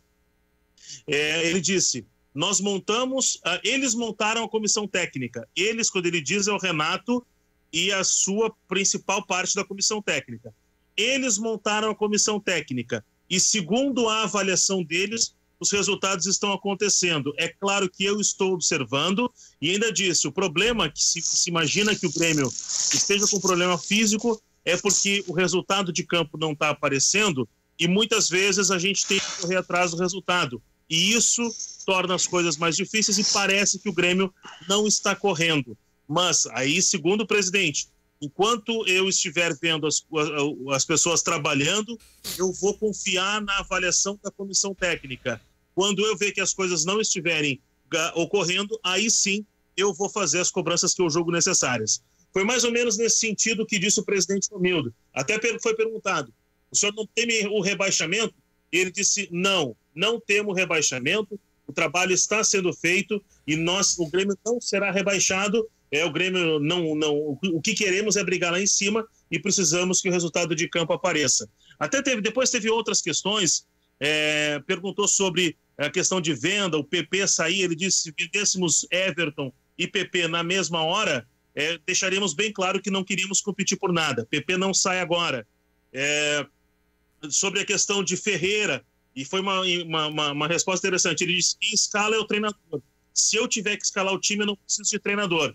Quem escala é o treinador. Eu posso até discutir, mas quem define quem joga é o treinador. Sobre o Ferreira, aí ele disse, aqui fala o torcedor e não o presidente. O torcedor, eu queria ver o Ferreira um pouco mais em campo, mas quem manda, quem determina é o treinador. Foram os principais pontos desse programa da TV do Grêmio, com a participação de torcedores, com o presidente Romildo, que, por enquanto, não está concedendo entrevistas para a imprensa, Zé. É uma espécie assim de inauguração de uma era da democracia direta. O clube cobrando o torcedor cobrando do clube na figura do presidente, via televisão do próprio clube, portanto uma imagem aberta em público, uma democracia direta bem interessante, mas nesse momento o presidente tem muitas fichas à mesa, ele tem muito crédito, então é fácil ele segurar isso, porque imagino que não sejam tão deseducadas as colocações quando está em tempo de crise. Tem que ter um mediador, né? Daí faz muito bem o papel, como destacou pelo Pfeiffer aí, do contratado para ocupar esse cargo. Eu vi ali que estão repetindo Alan Ruiz e Casares, mas o presidente não deve estar buscando essas figuras, né, Pfeiffer? Não, certamente não. Até porque faltava. Quando eu entrei no ar, o Cristiano Oliveira disse que tinha mais uma pergunta para fazer. Eles já haviam ultrapassado o período combinado com o presidente da conversa. Então eu acredito que não. Contrata a mão de vaca, disse o Casares acabou de ir pro Corinthians. Faz uma semana que o Casares é apresentado pelo Corinthians. Quem falou em Alan Ruiz? Fica repetindo sempre a mesma pergunta. O torcedor quer o Alan Ruiz. Imagina, gente. O Alan Ruiz, porque detonou no Grenal lá em 2015. Eu vou fazer uma confissão pra você. Meu querido pai do céu. Fica forte no imaginário essas coisas, né? Eu coloquei aqui melhores centroavantes disponíveis no futebol mundial, né? Mas a leitura não foi como eu pretendi. Aí colocou Cristiano Ronaldo, Sérgio Agüero, Mbappé, Timo Werner, Song Heung-min. Quem é esse cara? É do Tottenham, não é centroavante. O Mbappé também não é. Não, eu coloquei grandes centroavantes disponíveis no futebol mundial. E aí veio o os do 20 Tottenham, melhores atacantes. O do Tottenham, centroavante é o Harry Kane. O som ele é um ponta. Aubameyang, Rashford, Mertens. Dries Mertens. Não é centroavante também. Também não é centroavante. Ele veio os 20 melhores atacantes. Ele classificou uma coisa. Eu pedi uma coisa, ele me classificou outra. Que mais? Que eu queria ver. Não, porque o Grêmio vai buscar centroavantes, queria ver quais são esses centroavantes que estão disponíveis. Mas não vai entre os 20 melhores do mundo, não vai buscar a segunda linha, né? Acho complicado. Trazer um desses aí eu acho que é um pouco inviável. Bom, o Grêmio queria o Stuani, que é um dos... Aniversariante ontem, o Stuani, 34 anos ontem. Parabéns pra ele. Esse seria um bom reforço, tá? Experiente e tal, mas seria um bom reforço, Stuani. Eu quero dizer uma coisa em cima, não sei se vai chamar intervalo agora ou não, senão eu deixo a manchete e falo depois. Não, vai que tem 8 minutos ainda. Então tá. Em relação a isso que disse o Pfeiffer, de informação trazida pelo presidente Romildo. Se é para o Grêmio contratar com o mesmo perfil dos jogadores que vem contratando, é melhor que não contrate ninguém. É melhor que deixe o time do jeito que tá. Se é para trazer mais um Thiago Neves, se é para trazer um Robinho, que nada mais é do que um Thiago Neves 2.0 até agora, o Robinho não está fazendo nada mais do que fez o Thiago Neves no Grêmio. Se é para trazer jogadores com esse tipo de perfil, não traz ninguém. Mantém o grupo do jeito que tá e coloca para jogar Guilherme Azevedo, coloca para jogar Ferreira, coloca para jogar Juan, que é zagueiro, as pessoas não conhecem. É um zagueiro que acabou de receber proposta, não sei se o Pfeiffer está com a gente ainda. O Juan, zagueiro do Grêmio, acabou de receber proposta para sair, Pfeiffer, seria isso? Da Bélgica e da Itália. Até sobre isso, é interessante que foi colocado pelo presidente que ele recebeu proposta pelo Breno, o goleiro, pelo Juan, o zagueiro, e o presidente disse, não vou vender esses jogadores. O único que saiu foi o Diego Rosa. Ele disse, eu não vou vender esses jogadores porque a gente tem plano para eles, mas cada um no seu tempo. Pois é, só que o plano tem que ser jogar, né? O Grêmio tem. O Juan hoje é o 6º zagueiro do Grêmio. Eu não quero que o Juan seja titular, tá? Eu sei que o titular é Jeremiah Kahneman, seria absurdo que não fosse assim. Agora, por que o Rodrigues fica atrás da linha sucessória do Paulo Miranda e do David Braz? Porque é mais novo. Por que o Juan é o 6º zagueiro? Pois é. Por que o Guilherme Azevedo fica atrás do Robinho? Por que o Tassiano voltou a aparecer? Eu te entendo e não tô aqui para dar explicação pelo clube porque não sei qual é a explicação do clube, mas eu suponho que a ideia seja, eu preciso grupo para uma temporada com 3 competições simultâneas, então eu tenho uma hierarquia, um critério de acesso, um critério de entrada. Pela hierarquia, Jeromel Kahneman, segundos na ordem de sucessão para o time titular e para jogos, Paulo Miranda e David Braz. Depois, Juan e Rodrigues. O Rodrigues e Juan. Eu concordo contigo que a explicação é essa. E a resposta a seguir é, a hierarquia está errada. A hierarquia está errada. A hierarquia não pode colocar o Robinho como titular do Grêmio. A hierarquia, e fala alguém aqui que tem muitas ressalvas ao Darlan. Eu acho que o Darlan não é metade do que muitos no Grêmio pensam que ele é. Mas a hierarquia não pode colocar o Tassiano acima do Darlan. A hierarquia não pode ser estática, tu tens razão. Ela tem pode ser estática, ela não pode privilegiar simplesmente quem tem mais idade por ter mais idade. E não por ter mais futebol. Tem que ter dinâmica. O Ferreira entrou, Zé Aldo. Ferreira resolveu o pepino pro Grêmio contra o Palmeiras. Fez um gol de cabeça aos 50 do segundo tempo, no apagar das luzes. Sabe o que aconteceu com o Ferreira? Não jogou mais. Eu quero fazer uma pergunta para o Pfeiffer, é o seguinte, Pfeiffer, tu que acompanha, a gente sabe que os goleiros do Grêmio estão praticamente falhando, principalmente o titular. O Breno qual é a situação do Breno? É um bom goleiro, etc e tal, como é que é?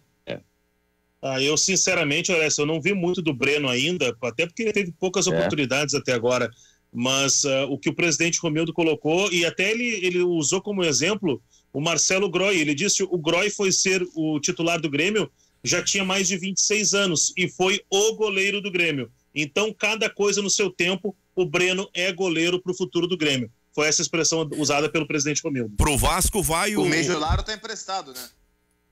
Sim, o Mejolaro saiu já. Pro Vasco vai o Patrick, faz seleção, né?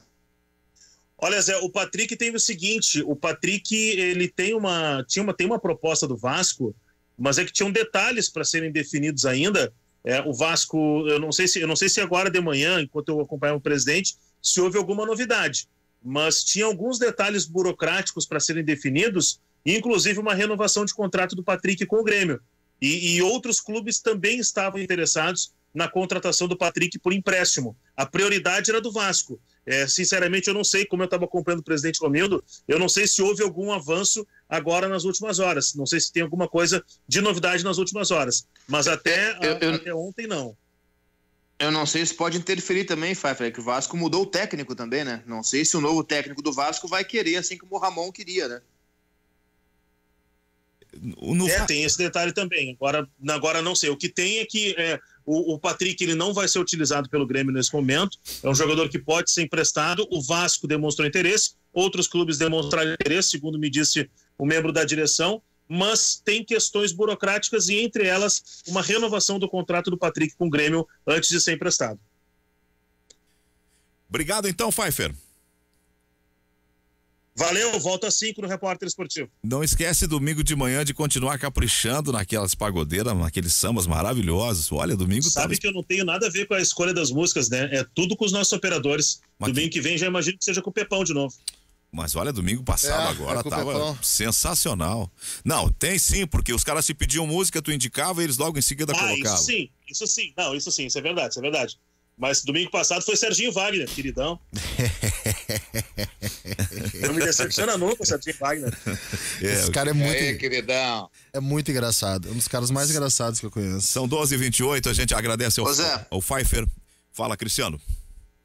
O Bruno Ravazoli coloca aqui no nosso grupo interno informações do DM do Inter. Eu não sei se alguém mencionou, eu peço desculpas, eu não prestei atenção, pode ser sequela da minha parte. Mas informações importantes do DM do Inter. O Heitor vai ficar uma semana fora dos treinamentos, com desconforto muscular na coxa direita, e o Musto tem uma lesão no quadril. Vai ser reavaliado semanalmente o Musto. Se alguém já tinha falado, peço desculpas, mas se não, informação para o torcedor do Inter, o Musto fora. Lamento pelo Heitor. Vai arrumar o time do Inter, isso aí. Parte sim, parte não, né, Luiz? O Heitor tava vindo bem. Parte é o Heitor, cara. Não, perfeito. O Heitor, mais uma vez, um partidaço. É só botar... Se tivesse terminado o jogo de domingo, seria o craque do jogo. Exato, possivelmente ele... se não tivesse aquela defesa do Lomba também, né? O Heitor era o lance... Heitor e Praxedes saíram e o Furacão veio pra dentro do Colorado. Que novidade, a base resolvendo de novo. Porque daí ele põe o Musto. Aí depois que entrou o Musto, tu comentou o jogo, né, Gabriel? Depois que entrou o Musto, o que aconteceu? Chamou o Atlético. Oh, que surpresa. E aí botou o Rodinei, fez uma partida nonsense. Com 5 segundos em campo, o Musto, ele fez uma falta, aquela que acabou indo no travessão no Marcelo. Exatamente. Mas que surpresa, cara. Exatamente. E o Rodinei fez uma partida que não fez sentido, ele não fez basicamente nada, assim. Não tem nenhuma contribuição em 45 minutos, porque ele entra no intervalo. Deixa assim, então, melhor.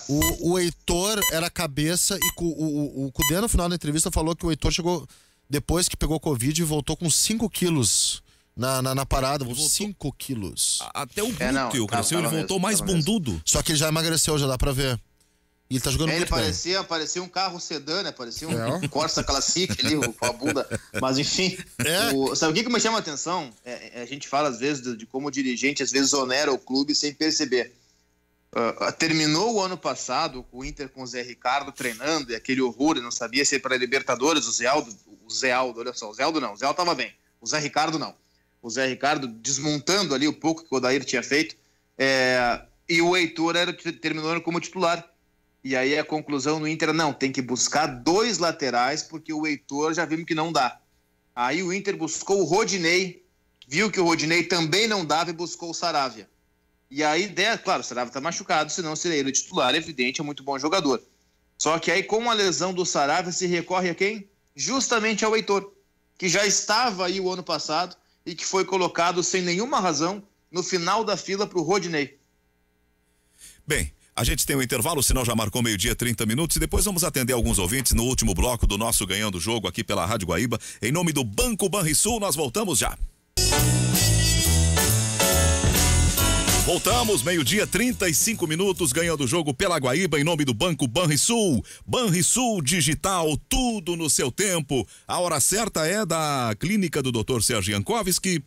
Há 30 anos cuidando da sua sexualidade. Para tratar bem do assunto, um assunto tão íntimo quanto a sua sexualidade, é necessário contar com os profissionais da sua confiança. Dificuldades de ereção ou ejaculação precoce são problemas que podem ser solucionados. Procure a clínica do Dr. Sérgio Jankowski, especializada na investigação e tratamento das disfunções sexuais masculinas há mais de 30 anos. Dr. Sérgio Jankowski, o fone é 3332-9595, o WhatsApp é 99914-0026 e tem lá o endereço na internet www.impotenciatemcura.com.br. Facebook da clínica do Dr. Sérgio Jankowski. E o recado dos meus amigos da FTEC. A FTEC Centro Automotivo tem troca de óleo, revisão, geometria 3D, ar-condicionado, freios e suspensão. Promoção para os guaibeiros, 15% de desconto para o pagamento à vista. Quer saber o preço da revisão? Acesse o site ftecmecânica.com.br. Atendimento das 7h30 até às 18, sem fechar ao meio-dia. Sábado das 7h30 às 12, o fone é 3907-1743. O WhatsApp é 98215-2996. Na Avenida Cairu, 1447, o bairro é São João. FTEC Centro Automotivo, excelência em manutenção automotiva. Ana, vamos atender os ouvintes? Tá mais calmo lá agora? Olha, o negócio tá pegando fogo aqui. O pessoal Ainda? se dividiu bastante a respeito da questão da qualidade do futebol, quem é o real culpado, o que a gente deveria ou não deveria fazer, associando a diversos motivos. Aqui, o Dedé não se pode nunca ir contra o trabalho de ninguém, tem que ficar calado e não comentar as observações. Então o pessoal ainda tá um pouco assim... Mas aqui o Neves João fala que Musto não existe, Rodinei é outro. Segundo pênalti pro Santos, a bola ia sair, o zagueiro Bull faz um pênalti. E aí a várzea acontece. Aqui o pessoal ainda falando do Cavani, que foi um delírio coletivo. O Paulo perguntando se eu não vou falar. Daí eu falei assim, a gente fala quando é necessário, que a gente fez uma contribuição aqui em relação à seleção brasileira, que ainda fala. Aqui o pessoal fala que o Luiz Fernando, olha, esse jogo de amistosos da seleção perderam totalmente a graça. O Sadi Antônio comemora que a gente continua na internet, lembrando que durante todo esse período, né, de eleições, a gente continua o programa normalmente lá em facebook.com/Rádio Guaíba Oficial. Participe conosco, né, sempre com a sua participação coletiva, mas o pessoal dizendo que os dois técnicos, assim como outros técnicos brasileiros, também têm que repensar a sua maneira de jogo e ter menos teimosia nas suas escolhas.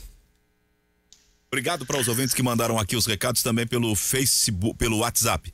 O Marcelo de Lajeado, ele tá sempre conosco, ele diz: Praxedes machuca, chama o Dali. Aí o Praxedes diz que está tudo bem e continua o jogo. Poucos minutos depois sai Praxedes e entra Musto. Aí quer me enlouquecer. O que fez com que Cudê mudasse a substituição do Dali para o Musto, ele quer saber. Vou dizer uma coisa, o Cudê tá se especializando... Ele não me parecia ser isso. Mas eu percebi isso na entrevista de Marcelo Lomba após o jogo contra o Atlético Paranaense. O Lomba falou: a gente já fez isso contra o Atlético Mineiro, o Inter tá sentando no resultado. Tava 2-1, jogo perigoso, tá? Sim, aí tomou um calor. Tomou um calor, tomou bola na trave e precisou de um milagre, uma defesa absurda, doida. Uma defesa... Duas defesas. Duas. A primeira... Pega um rebote também. A primeira é que é muito absurda, tá? A primeira é monumental. A primeira é a defesa mais difícil que eu vi nesse Campeonato Brasileiro. Eu também. Então precisou disso para poder segurar a vitória. Né? Senão empataria o jogo, seriam 2 pontos perdidos em casa. O Cudê tá retraindo o time. Pergunta do apresentador para os comentaristas: a melhor defesa do campeonato não merece a confiança de se expor à sustentação do resultado? Eu acho que nós temos que entender por que o Inter é a melhor defesa do campeonato. Eu acho que é o seguinte, tem mérito de ser a melhor defesa do campeonato, mas eu acho que é um risco, tá? Eu no futebol cada vez estou mais favorável à política da redução de danos, assim, redução de risco. A saída curta, o chamar time com 15 minutos do segundo tempo com 2-1, eu acho um risco. E o Inter correu muito risco no jogo contra o Atlético. Muito risco. A ideia não era o contragolpe com o Potker, só tentando. A ideia era o contragolpe. A ideia era o contragolpe contra o Potker, só que a ideia. Mas o problema é justamente esse. Se a ideia é ter o Potker como elemento fundamental do jogo, a ideia tá errada. A ideia é essa, só que eu acho que essa. Aí, o Potker há 4 anos ele dá a mesma resposta. Eu acho que essa ideia. Ele não vai mudar o seu nível a partir de agora. Essa ideia poderia ser transformada numa ideia de manutenção de proposta com um time que, sem se expor, tá? De posse de bola, proposta e no campo do adversário, que o Inter estava fazendo no primeiro tempo. Não pode me dizer, mas não tinha condição de fazer no segundo, não tinha. Era só tentar fazer um terceiro gol e aí eu vou entender o porquê da resposta com o contra-ataque. O trabalho do Kudê no Inter, pro meu gosto, ele é bom. Ele é um bom trabalho. Agora, ele também tem erros, e muitos erros. Se o trabalho não fosse bom, o Inter, com todos esses problemas no time, no grupo que nós estamos mencionando, e acho que são problemas que realmente existem, poxa, se com todos esses problemas o Inter ainda assim é vice-líder do Campeonato Brasileiro, porque tem uma coisa, né? Claro. O Inter não é o segundo colocado por acaso. É claro, se o Flamengo ganhar o jogo do Goiás, cai para terceiro, mas enfim, continua ali nas cabeças, como a gente fala. Então é claro que o trabalho tem coisas boas, mas também tem coisas ruins que precisam melhorar. E podem melhorar assim, ó, com um simples toque. Parar de encher o saco com o Musto, por exemplo, já vai ser a largada, já vai ser o ponto de partida. Ou que nem nós debatemos semana passada, mas depois que o Leandro Fernandes deixou o Inter no pincel, ele não recebeu mais chance. Mas não tinha nem que ter vindo. O Leandro Fernandes não fez no Inter nada diferente do que ele fez no resto da sua carreira. O Musto da mesma forma. Então, é claro que tem algumas paixonites do Kudê que são incompreensíveis. Voltar com o Potker agora. O Potker, eu canso de dizer, o Potker vive num looping eterno. O Potker, ele joga mal, é criticado e se machuca. Fica meses no DM. Aí surge aquela manchete, a nova chance para o William Potker. E aí vem um pseudo-especialista e fala, não, mas ele tem as características que o Inter precisa. É curioso que ele tem as características que o Guto Ferreira precisava, que o Odair precisava, que o Zé Ricardo precisava, que o Kudê precisa e nunca dá certo. Ele está aí há 4 anos e nunca funciona. Não vai funcionar. Quem repete as mesmas fórmulas fica nos mesmos resultados. O Potker não dá. Chega, tira o Potker. Tira o Potker. Para ter no grupo é importante, claro que o Potker não é desprezível, mas ele não pode ser titular. Então é claro que o Eduardo Kudê faz um bom trabalho, mas ele também tem alguns erros assim que são difíceis de explicar. Eu acho que a cobrança vai nesse sentido. Se o Inter, mesmo com tudo isso, é o segundo colocado, vai ser o terceiro daqui a pouco, mas enfim, tá na cola do líder do Campeonato Brasileiro, poxa, imagina sem essas teimosias, né? O ouvinte diz, é o Wagner que tá sempre com a gente. Zé, o caso do Cezinha é um escândalo. Ele não quer mais jogar no Sub-20 e não o colocam no time principal. E seguem escalando o Potker e o Marcos Guilherme. O César, esse tá pra... Cezinha que chama, né? Tá pra ser repassado para ganhar experiência em outro clube, porque ele se rebelou, ele não quer ficar lá no Sub-20 isolado. Eu tenho um clube que seria perfeito para ele ganhar experiência. Juventude? Chama-se Internacional. Não, Internacional. Ele é do Inter. Sim. Ele é do Inter, foi um dos melhores do time que foi campeão da Copa São Paulo. Cezinha, o Guilherme Pato, o Inter não queria aproveitar também o Baidecon dele para Ponte Preta, tá? Agora, tem o Praxedes, tinha o Cezinha, põe para jogar. O Kudê não vive reclamando, e vive, que o elenco é curto, o que eu discordo, eu acho que o elenco não é curto nada, mas enfim, ele não vive reclamando que o elenco é curto. Curioso, para trazer o Leandro Fernandes e pagar uma banana de dinheiro para esse cara, aí o Inter faz. Aí promoveu o Cezinha da base, não promove. E o Yuri Alberto é bom jogador, tá? 2 lances, ele já partiu para cima, limpa o adversário, finaliza. É um jogador para ser mais utilizado. Ele é superior às outras opções de ataque que o Inter tem. Ele tem que ter sequência só, agora ele vai para Sub-20, né? É um jogador que tem que ter sequência. Outro ouvinte diz aqui, o Thiago, ele é colorado do bairro Floresta. Boa tarde, senhores. A falta mencionada foi feita pelo Potker e não pelo Musto. E também no lance da defesa espetacular do Lomba, o Potker vira de costas pra bola. É isso aí. Sobre aquela falta que redundou naquela bola no travessão, Aquela falta não se explica. O cometimento daquela Foi o Potker do nada. Infração. Ele veio e se atirou nas costas do cara na frente da risca da área. Mas aí bate os pinos, né? Mas dá um carrinho por baixo, tira a bola ou só encosta no cara, prensa na hora do cerca, ali queima o fusível, né? Meu Deus. Então eu acho que o Kudê, quando fala de elenco curto, ele tá mais ou menos querendo explicar o seguinte: as minhas ideias só são possíveis com grandes jogadores. Se as minhas ideias só são possíveis com grandes jogadores, e eu calculo que o meu grupo não tem grandes jogadores, então ele vai ter que fazer uma adaptação de ideia. O que eu vejo no Inter, tá? Eu acho que o trabalho do Kudê é muito bom, porque é um trabalho um trabalho bom, que tu vê que é um time treinado. Tu vê que é um time que tem articulação, tem jogada, tem princípio, tem... mesmo que seja a jogada que mais dê resultado, o cruzamento para cabeçada é uma jogada que funciona. Sim. Tem rolado, é funcional. É um time que tem princípios. Ele não é um time... senso coletivo básico. Ele não é um time que fica mal disposto em campo. O caso do Santos. Não, é o caso do choque que eu vi de um gol do Sampaio Corrêa contra o Cruzeiro. Isso aí correu, cara, uma imagem. Eu vi ao vivo esse jogo. O Cruzeiro perdeu pro Sampaio Corrêa. Teve um lance de cruzamento que a linha de 4 do Cruzeiro tá marcando a bola e tem 3 jogadores que entram na cara do Fábio na grande área. Isso aí, esse frame, né, essa foto que eu vi, isso aí tu não vai ver no Inter. Tu não vai ver essa bagunça. Os caras só uma coisa, só pra não fugir, mano, do que disse o ouvinte do lance da defesaça do Marcelo Lomba, pra mim quem falha na jogada ali chama-se Vitor Cuesta. Sim. Que, aliás, tem jogado pouco. Muito pouco. Muito Foi pouco. em cima dele aquela jogada. Muito pouco. E tá entrando com o pé mole em dividida. Que isso, o zagueiro? Entrar com o pé mole? O que ele quer? É que o pé tem que construir, né? Não pode destruir. Isso aí tá me dando nos nervos. Assim, ó. Vou te dizer, cara, eu só escrevia no Twitter esse fim de semana. Contando. O zagueiro deixou de ser zagueiro, deixou de defender. Os zagueiros do Inter deixam de defender. Isso é uma crítica ao Kudê. O trabalho é bom, tu não vai ver essa bagunça só pra complementar de 4 caras na bola e o espaço vazio, não. Tu tem preenchimento, cada um sabe o que fazer. O problema, isso eu falei pro Jason lá no final, é que quando eu dou a ideia pra ti, quando eu faço tua... Por exemplo, eu vou te dar a ideia que tu pode ser um comentarista. E vou repetindo isso pra ti. Todo dia eu chego, vou te dando ideia. Sabe o que vai acontecer contigo? Daqui a um mês tu vai acreditar que tu é um comentarista, tá?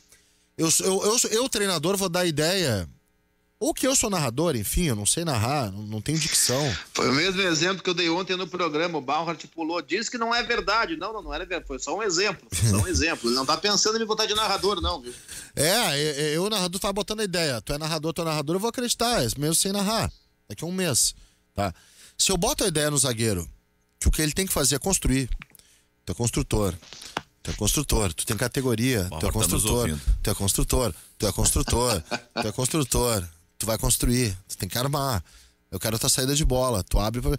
E eu não ponho a ideia de que ele tem que defender. Tem um lance no jogo anterior contra o Bragantino em que o Cuesta tá mano a mano com o Arthur, jogador do Bragantino, e ao invés de zagueirar, ele tenta dar uma matada no peito, a matada não vem do jeito que ele quer, o cara rouba a bola, ele tem que puxar e toma cartão. Os zagueiros do Inter botaram na cabeça que são construtores. Aliás, os zagueiros do futebol brasileiro botaram na cabeça que são construtores. Os goleiros do futebol brasileiro botaram na cabeça que jogam muita bola com os pés. A gente tá diante de um fenômeno, até o Cássio, que não joga nada com os pés, que é ruim de bola, acha que tem que jogar com os pés. Não, mas ali é técnico. Acima da realidade. É óbvio que é treinador. Exatamente. É óbvio que é treinador. É treinador porque o treinador tá fazendo... Ali o Cássio é técnico. Ali o Cássio nunca deu aquele passe. Não. Na vida. Nem no Grêmio, nem no PSV, nem na seleção brasileira, nem no próprio Corinthians, nem no Sparta de Roterdã, quando ele jogou por lá. Ele dá aquele passe porque alguém manda ele dar aquele passe. Já viu as entrevistas? O que é que tá Quem manda o Diego Coelho? O que tá acontecendo... O que tá acontecendo é o seguinte... Os goleiros só querem sair jogando sem qualidade. Os treinadores brasileiros... Mas isso aí é orientação, Orestes. Isso aí é orientação. O técnico exige que isso aconteça. Eu até acho legal sair jogando por baixo, mas quando dá. O lance do Cássio... Primeiro, o Cássio é horroroso com os pés. Começa por aí. O Cássio é um dos piores goleiros da Série A do futebol brasileiro com os pés. Talvez o Cássio e o Vanderlei sejam os piores com os pés, tá? Se tu tem um goleiro que não sabe jogar com os pés, não pode fazer parte da mecânica do teu jogo uma saída de bola que exija que o goleiro participe. Quem é que pode participar? O Everson do Atlético Mineiro, que é excelente, e o melhor de todos, disparado, Felipe Alves do Fortaleza. Esses podem jogar muito com os pés. Agora, o Lomba não sabe jogar com os pés, o Vanderlei é um terror com os pés, o Cássio é um horror com os pés, e na rodada do Campeonato Brasileiro, teve uma falha do Luan Poli, que ele foi sair do jogo do Sport contra o Botafogo, o Honda tirou a bola, antecipou e bateu de chapa no canto para fazer o gol. Se tu tem um goleiro, o Luan Poli para mim foi o melhor goleiro do último mês no Campeonato Brasileiro, jogou demais. Ele é um grande goleiro, mas com os pés ele não é bom. Então, se tem um goleiro que não é bom com os pés, o goleiro não pode participar da construção do jogo. Teve outro lance. Isso é beabá. Jean do Atlético Goianiense entrega a bola e o Claudinho do Bragantino, por cobertura, faz um golaço. Teve esse lance também, além do lance do Cássio. Eu tô contando todos eles. Orestes, isso é uma descoberta 10 anos depois no futebol brasileiro. Há 10 anos. É verdade. Há 10 anos o Manuel Neuer, que era goleiro do Schalke 04 do Cristiano Oliveira, mais de 10 anos, 12 anos, o Manuel Neuer começou a se notabilizar por aquilo que ele sabia fazer com os pés. Ele é contratado pelo Bayern de Munique, vira titular da seleção da Alemanha, e ficou muito claro que ali estava diante de uma quebra de paradigma, que o goleiro, a partir daquele momento, teria que atuar com os pés. E continuou. E que sem a bola jogava de líbero, na frente da área. O Ter Stegen, a Alemanha está formando isso em escola, o Ter Stegen é assim.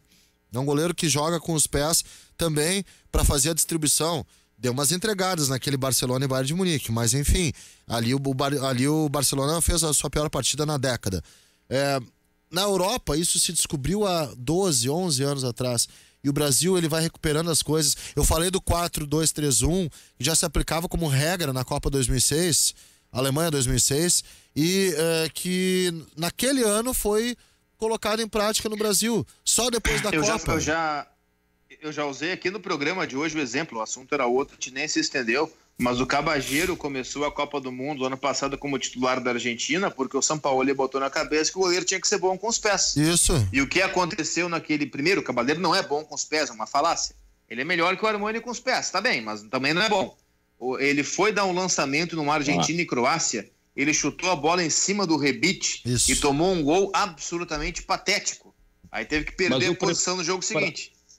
O preparador de goleiros não pode chegar para o treinador, olha, o cara ali, eu tô forçando a barra, ele não vai conseguir. Ele não tem que chegar e dizer pro cara, não vai dar certo. Pode, mas o trabalho é multidisciplinar hoje. Ou seja, o preparador de goleiros, ele se submete à metodologia do treinador. O trabalho, ele não é mais isolado.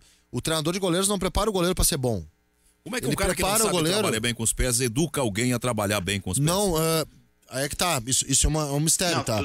Mas como é que funciona? Tu pode trazer, Zé, com trabalhos técnicos de dia a dia, com trabalhos multidisciplinares, uma evolução em termos de posicionamento, de onde é que o goleiro tem que estar. Se ele vê que o zagueiro tá apertado, o goleiro tem que sair um pouco do gol, dar a opção de passe, nem que seja para dar o balão depois, mas para dar a opção de passe, tudo isso tu trabalha.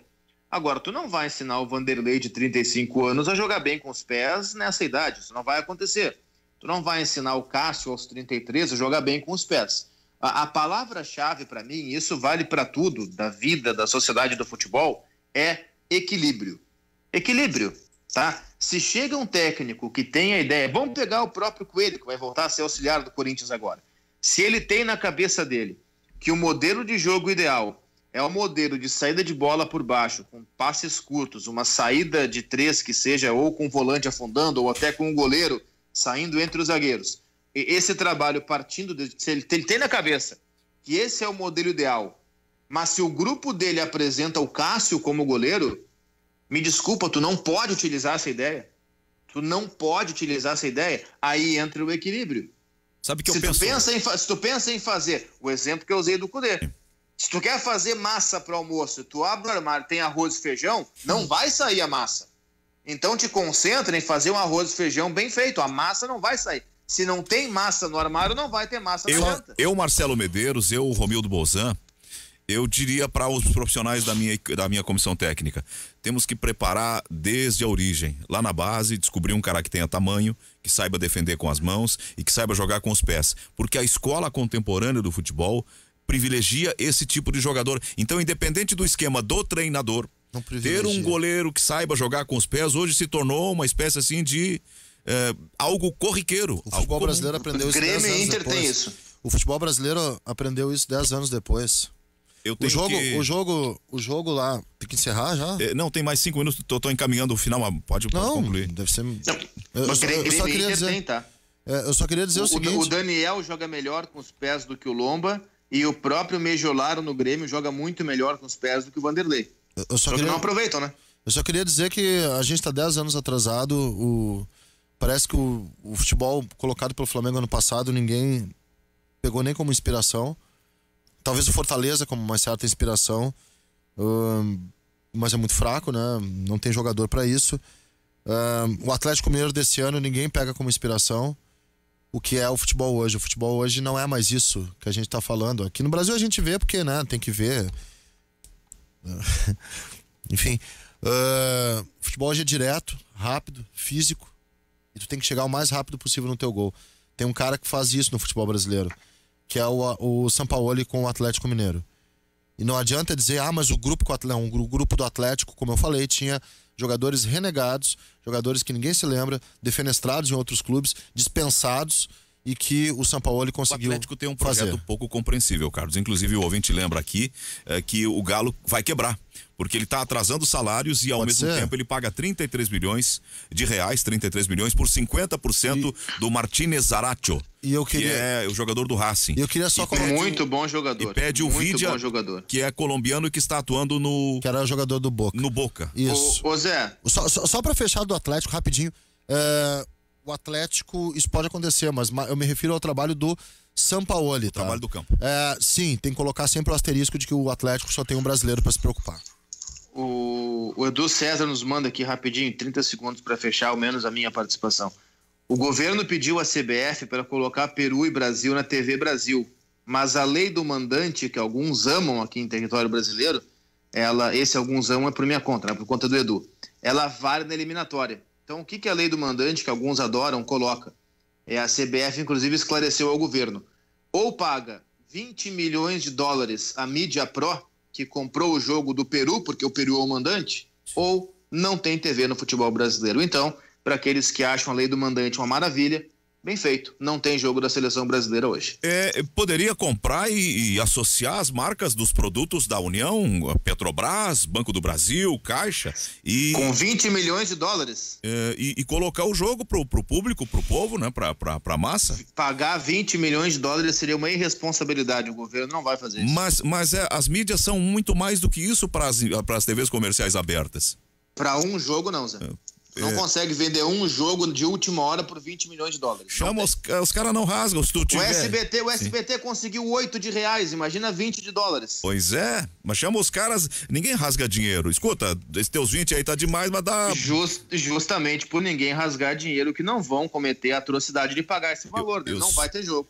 Pra quem gosta da lei do mandante, um abraço. Eu só penso que isso vai dar uma repercussão negativa. As pessoas gostam de ver os jogos da seleção. O público é torcedor, aquela coisa. E tu tirar... eu não vejo isso, Zé. Tirar das pessoas esse direito, as pessoas vão reclamar.